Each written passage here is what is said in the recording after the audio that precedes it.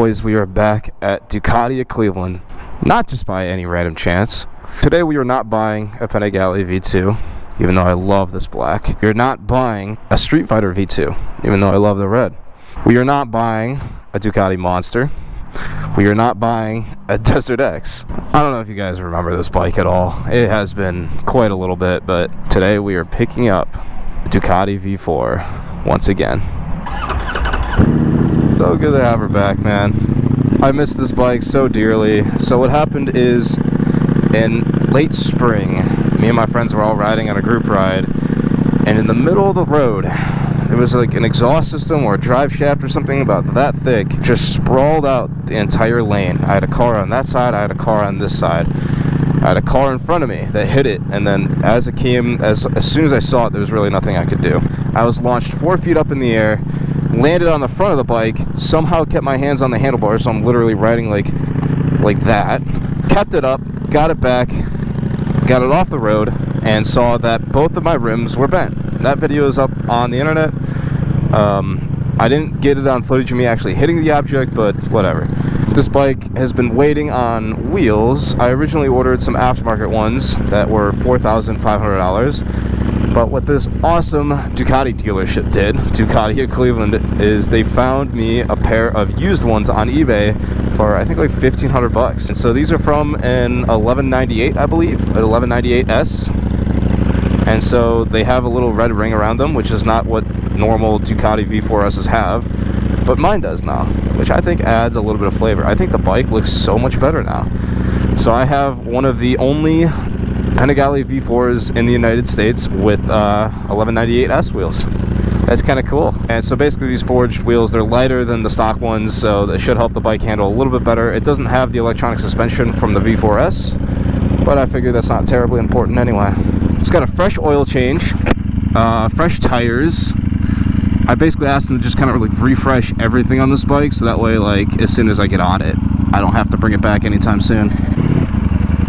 It's been a while since I've been on a super sport, let alone this bike.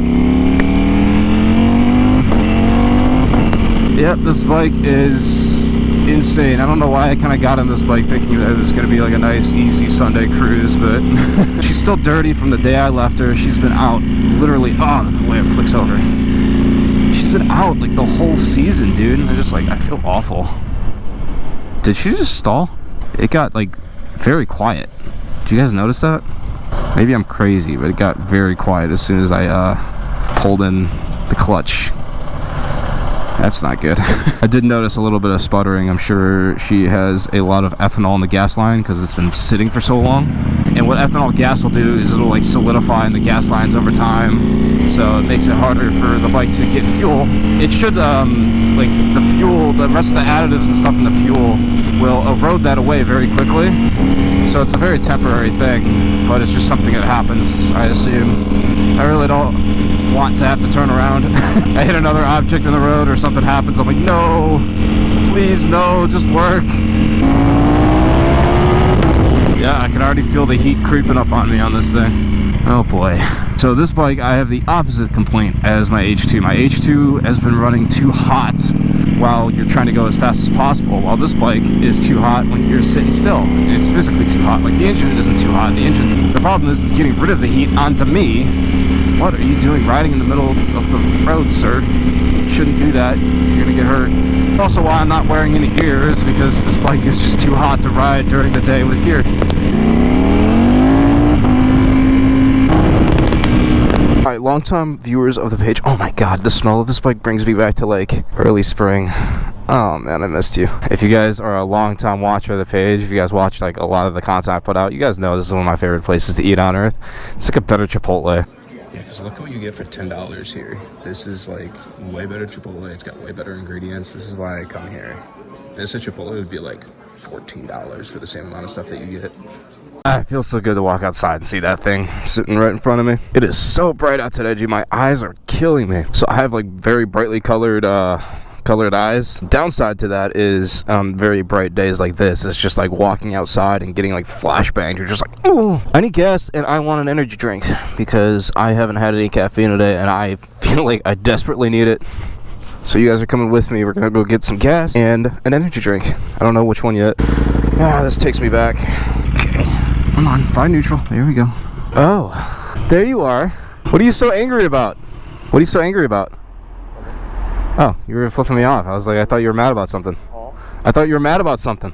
I'm kind of annoyed they didn't have any boots. Aw. Did you get my text that I was coming here? Oh, well, that's just convenient then. I need an energy drink. I'm gonna go get one. Okay. Do you want anything? Do you want a drink? Okay. Oh boy. Somebody's cranky. What's going on? Fuck out of me coming in the lot, bro. I was bagging up. Oh, you didn't do anything, no. Get the fuck out of me, bro. Oh, you're fine. No, you weren't even close to me, dog. Don't worry about it. No. I didn't think anything of it, bro. You were totally fine. No worries. All right, just want to make. I know I got a lot of dials at that. I appreciate you looking at. Yeah, no worries, man. Yeah, of course. Thank you. Oh, hey, you post your shit on Instagram? Yeah. All right, you get the views up? I already know you do. You know, for Instagram, I'm gonna pay you for that shit. You gonna pay off that shit? Yeah. Yeah. I do it full time. Bro, professional. Yeah. You post on the gram a lot. Yeah. I want to see it. It's Matthew Woods. It ain't no like 18 or nothing like that, or? No. Still not coming out? Here, let me try. This. Not taken. I see you got the camera. I'm like, damn, you do some marketing shit. It's all motorcycles. There it is. Okay, bet. That's me. I just followed you, bro. I appreciate it. Okay, yeah, man. That's me, man. I talk to people, bro. I'm 22. Young dude, I'm getting that money. It's fun shit, man. So you all around the world? Actually, I'm going to Texas tomorrow, but appreciate you, bro. I guess Celsius. Celsius. These are good. Yeah, you too. Thank you very much. Hello. What's up? What'd you give me? Did you want something? You said no. I said I wanted water. Oh, well, I'm going back to my house. I'll just get you water. Oh my god. Such an asshole, bro. No, this thing just goes through so much gas. You need to stop at that many gas stations. Oh, we traveled 5 miles. Need to fill up again. Ha ha ha. Ducati consumes gas. Very funny. Oh, BMW broken. Okay, well, that's just low-hanging fruit. That applies to me, too. Now you're just taking a piss. Ugh. Weren't we just at a gas station? I know. I'm aware. Focus super hard and still manage to spill it at the top. Whatever. Fine. It's fine. This bike is a lot of fun though. It's like just as fast as the H2, if not like a little bit faster. And it's like so much more maneuverable. Like, I don't know, it's just lighter between my legs, which is nice. I feel like you have a redundancy there with those two bikes at the same time. Kinda. But people think that the H2 is like the be-all end-all of bikes. So that's why it's worth having around, because the legend appeal behind it. The H2 is a little bit redundant. I don't like the H2 as much as this bike. This guy's plate says is fast. Sure, dude. How much you want to test that, huh? Yeah. They're like, what's up, bro? You want to see something that's actually fast? Let them enjoy things. Nope. douche. Nope. I have to prove myself. I have to let everybody know I'm the fastest. My dick is the biggest. If they don't know, then I spent all this money for nothing. Literally your conversation just now about the H2. What about it? I'm gonna take this to 176 and then just get off in Parma, like where Derek usually gets off at. Oh, this is mildly annoying. I can't see around you, sir. I think you're... I can't see what's behind the trucks. That's the Those were clear. thing, like a little bit. Yeah. Be careful. Recording. All right, I got the RO. It's in my bag. We're all set to go. But I do have to talk about what's going on with my S1K real quick. I do not see it. I'm assuming it's probably sitting inside there somewhere, which is good, because I did see it sitting outside before. Wow, look at this. Oh, that sucks. Tragic. This area is always under construction, it feels like. Yeah, so I bought my S1000RR from Sills Motor Sales October of 2023. Since then, I've had a couple issues, mostly small stuff that didn't prevent me from riding the bike, but just like quality of life things. Mainly an issue with the quick shifter, which causes the bike to pop out of gear, causes it to over-rev like that. Like while you're just shifting from like 5th to 6th, like there's no neutral in between there, so it shouldn't do that. It just pops you out of gear, and there's like a neutral between 5th and 6th or 4th and 5th. These are issues I could ignore for a little bit. I did take it in to get it fixed, and it was unfortunately not fixed. It was fixed for a little bit after I rode it home from the dealer, but after that, that issue quickly returned, and it was not fixed since then. Since then, I had the bike home from the dealer, I rode it a little bit, and I noticed that there were puddles forming under my S1000. And that's when I realized the bike had a coolant leak. And so I brought the bike to Sills Motor Sales, and they said they would not be able to get to the bike until July 27th. And I had brought it in July 19th. Now that is 38 days of the bike just sitting there during the summer. So originally the plan was to have the bike sitting there for 38 days, which is, in my opinion, a little ridiculous. What is really ridiculous is that the dealer was trying to charge me for storage for that. Now I have the room at my house. We have a 2-car garage. I can definitely fit all of my bikes in there. That was the plan. I don't need to have the bike at my house. I don't want to have a broken bike sitting there for 38 days until you guys can get ready to work on it. When this is a warranty issue, the bike has something wrong with it, not caused by any fault of my own, I would expect the bike to get fixed in a timely manner. It's not. So the bike's been sitting there for, this is the 22nd day out of all of the total issues that I've had. This is the 24th day that the bike has been sitting there, not being worked on. As of today. And I went in there today, the bike's still, they said that they were working on it, but it looks like it's still tucked back in the corner, so I'm entirely unsure of what's going on there. And they also said that it's a really big job to handle. And if they do get to it sooner than July 27th, then what they told me was just a straight up lie. They could get to it sooner, they just didn't. They just decided that they want to push my $24,000 bike that I paid $24,500, I believe, out the door. They just want to have it sitting there for half the riding season. I live in Ohio. Like, imagine if that S1000 was your only bike. You went in there, you paid almost 30 grand for a sport bike. That's your only bike. It's your only motorcycle, which the S1000 is a great bike. It very well could be. But imagine it's sitting there the entirety of the summer, or at least the majority of it. You live in Ohio, you can only ride 6 months out of the year, and the bike has been sitting there for a month and a half. That's a good chunk of your riding season while all your buddies are out having fun, and your bike is just sitting there. Now, luckily, I have other options. There was a little bit there where the only bike I had was the H2. Now it's a little, yikes. You know, I buy this many bikes, so I have options of bikes to ride. So it is a little bit frustrating there. But at the same time, I treat these bikes like investments. I own all of these bikes in full, and I buy them so I can make content with them and make interesting things for you guys to watch. That's spice to the life, you know what I mean? And if I'm recording my life, then that's obviously something I want to do. And the S1000 is a bike that a lot of people salivate over. Just like the H2, just like the V4, it's one of those bikes that a lot of people will gravitate towards because when it works, it's a great bike. But I'm telling you guys this as someone who is living through all of this, buys these bikes, who actually uses them, stay away from the S1000. The bike itself has been great. When it works, when it wants to work, it is a fantastic bike. It does exactly what you want it to do. It's a good bike to ride. However, I've run into many issues with that bike that can't get fixed, and at least in a timely manner. And I contacted BMW customer service, and they were not much help either. They were basically telling me, like, yeah, we can't get them to work on it any faster. I'm like, dude, my Ducati, whenever I have an issue with this bike, the wheels, that's more of an accident thing. But anytime I've ever had an issue, like with my V2 in the past, my V2 had an oil leak and it had a problem with the suspension because it was a used bike. That thing was fixed like within a week, and those are major issues. Those are hard things to fix. And the customer service gave me a clear timeline of when this stuff was going to be done. It was going to be covered completely 100% for free, even though it wasn't under warranty. And it's the same thing with this bike. When this bike had that accident, the dealership jumps through hoops to find me a solution for as less money as possible. I guess I should say for the least amount of money possible. Like, this was originally going to cost me $6,500, but the dealership jumped through hoops so that way I paid as less money as possible. It's like, I've had some minor complaints about this H2, at least when it comes to paint quality, with some of these like paint imperfections on the tank and stuff. All of that covered under warranty. I just haven't had time to bring it in yet, but they're just like patiently waiting for me to bring it in, and I don't even have to do anything.